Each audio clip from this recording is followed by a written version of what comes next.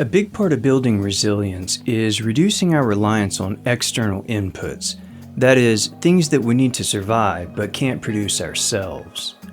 I'm guessing that petroleum-based fuels like gasoline and diesel are near the top of that list for most people, particularly those living in rural areas. Kiyomi and I have been working from home since long before the pandemic, so we don't need fuel to commute to our jobs. But since we moved back to Magnolia Bend, we've had to spend a surprising amount of money on gasoline just to maintain all this grass lawn. Now, we have done some things to reduce our usage of gasoline. For example, we sold the zero-turn riding mower and replaced it with a small push mower, which is far more efficient for cutting the grass, at least in terms of fuel usage.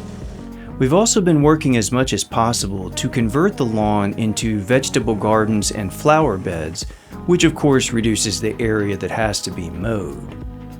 But realistically, converting this amount of lawn into something else is going to take years with just the two of us.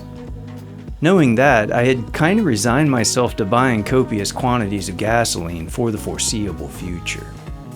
So when a good buddy of mine sent me a YouTube short of some Swedish guy ripping through a waist-high meadow with a scythe, I was intrigued. After watching a bunch of videos on their channel and doing some additional research, I decided to invest in one of these Nordic scythes. In this video, I'll show you how it ended up working out for us. I'll discuss some of the pros and cons of using one of these scythes, and we'll talk a little about their overall mechanics and maintenance requirements. I'm not that skilled at cutting with it yet, but I think I've used it enough to give some initial impressions and insights about it.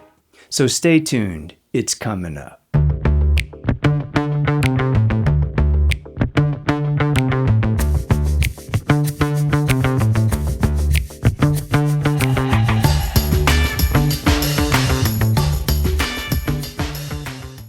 One of the main disadvantages of a mechanical mower is that the deck has to be able to clear enough of the grass to cut it. If the grass is too tall, it'll get clogged up in the blades and the mower will bog down. When my grandfather was alive, this wasn't as much of an issue because we had an old Cub tractor that we could attach a bush hog to the bottom of. But consumer-grade mowers, even the expensive riding ones, can only raise the deck up so high, which means that you can't let the grass get away from you too much or you won't be able to mow it. In that regard, a scythe is more like a string trimmer. It comes in from the side of the grass, so it doesn't really matter how tall the grass is. In fact, sometimes the taller grass feels better to cut because the blade has an easier time grabbing a hold of it. After emailing Slottergubben to determine which length of scythe I needed for my body height, I went ahead and ordered the basic box, which comes with the scythe or the wooden handle, as well as a 65cm blade, a peening jig and hammer, and a coarse whetstone with a plastic holder. This is basically everything you need to use this thing. I had some trouble determining which way the handles attach to the scythe, and I initially put one of them on backward. It's kind of hard to imagine how they go until you actually cut some grass with it. But after watching some of the tutorials on the company's YouTube channel, I eventually figured it out. The blade has a tang at the bottom that inserts into one of two holes on the scythe. Which one you put it in depends on how you want the blade angled, which you can only determine by testing it both ways and seeing which way works best for you. I'll put some links in the description to the Slottergubben setup videos so you can learn more about that if you're interested. Some of the videos are in Swedish, but they have really good English subtitles.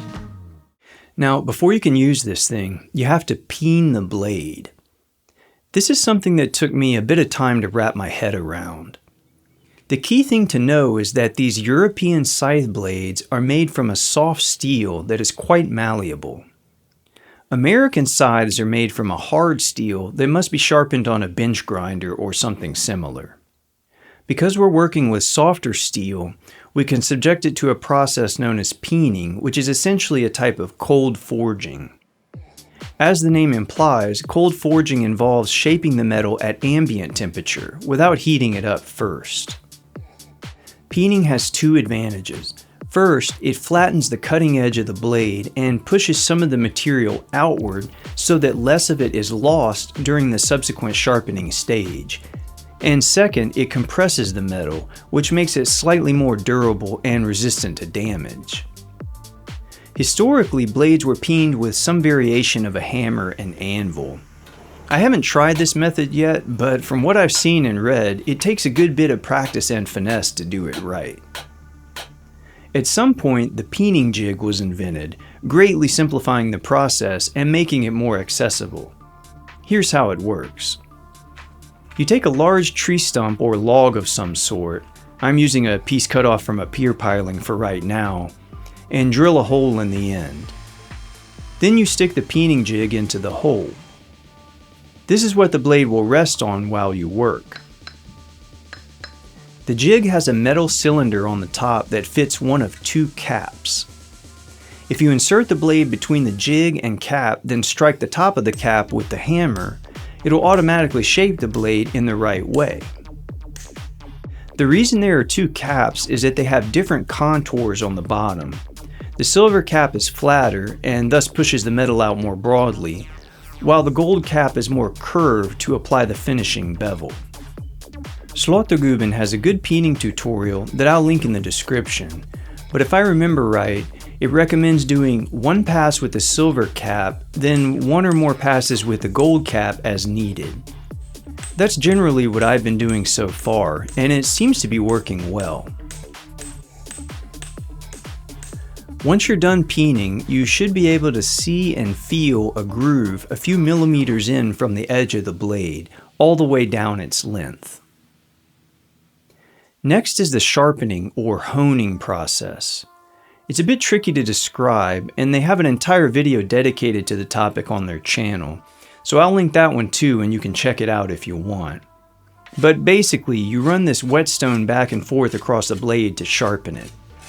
Unlike with peening, honing the blade only takes a few seconds, which is good because you'll be doing it a lot. On my initial test run, I realized that the lay of the blade was way too high, so I was having trouble cutting this dry, wispy grass. But after making a few adjustments and digging into the tutorials on YouTube, I started to have more success. One thing I noticed right away is that it's much easier to cut wet grass, which is kind of the opposite of a regular lawn mower. So I've been coming out here at the crack of dawn when there's a lot of dew on the ground, and that's been working a lot better.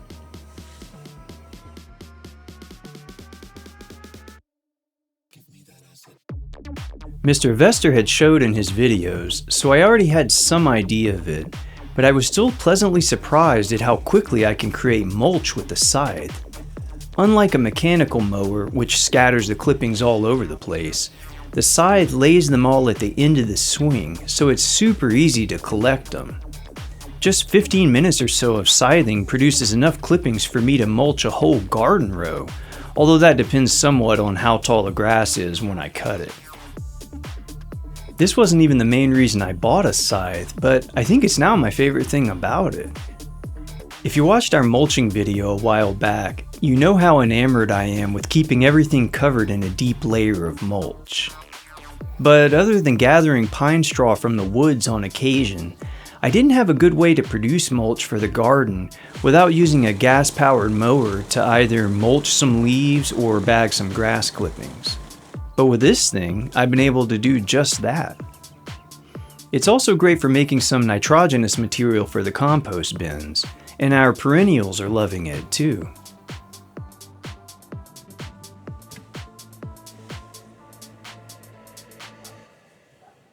Alright, let's talk about some of the downsides of using a scythe. The main one for me is that it requires quite a bit of stamina. Now, I'm no triathlete, but I think I'm in decent physical shape for my age. Still, this thing gives me a hell of a workout. I suspect that's largely due to my poor technique, and perhaps I still need to adjust the blade a bit. But even so, I think it's something to consider before picking one of these up, so I wanted to mention it here. Another disadvantage is the speed at which you can cut large sections of lawn. But I think this says less about the scythe and more about the incredible energy density of fossil fuels. I mean, that's why we're all using gasoline, right? It can do the work of many people or animals. No man-powered method can compete with that. But it's important to manage your expectations if you get one of these things. You ain't gonna come out here and mow something like this in an hour like you can with a push mower, especially not when first starting out. One other thing that might annoy some people is that you have to hone the blade quite often, usually every couple of minutes, depending on what you're cutting. This is because these Austrian blades are made with such soft steel, so they dull pretty quickly. Honestly though, I found it's a good time to catch my breath, and it only takes me 10 to 15 seconds or so. Because the metal is so soft, it's also prone to suffering damage if you accidentally hook a chain link fence or strike a rock in the grass. When that happens, you need to file it down flat so that you'll be able to peen it again properly when the need arises. The scythe is only effective when it's razor sharp, so it's imperative that you repair damage like this and keep it finely honed. I kind of hinted at this earlier when discussing the mowing height, but another benefit of scything is that you can allow the grass and wildflowers to get much taller before you cut them. And that, of course, provides habitat and sustenance for the many pollinators that we're always trying so hard to attract to our gardens. This was one of the reasons I really wanted to try my hand at scything. I remember Kiyomi getting upset when we first moved here because I had to cut the grass while it was still manageable, which of course wiped out all the pretty wildflowers that had sprung up. With a regular deck mower, you often don't have a choice in the matter. But now that I'm able to let it grow tall without worrying about that, I'm seeing so much more life in it.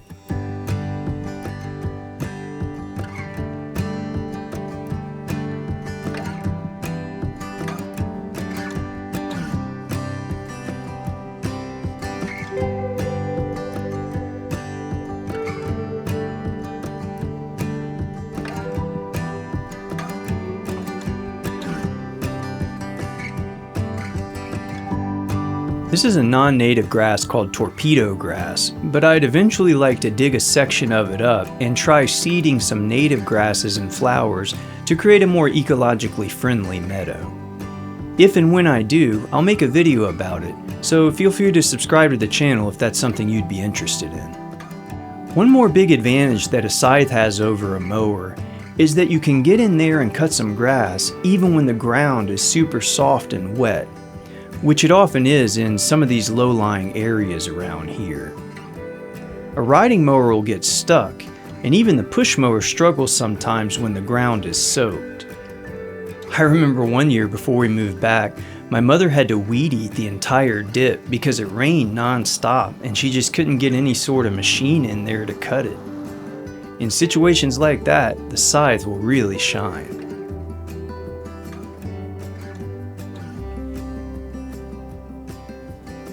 I hope this video has given you some idea of what scything is all about.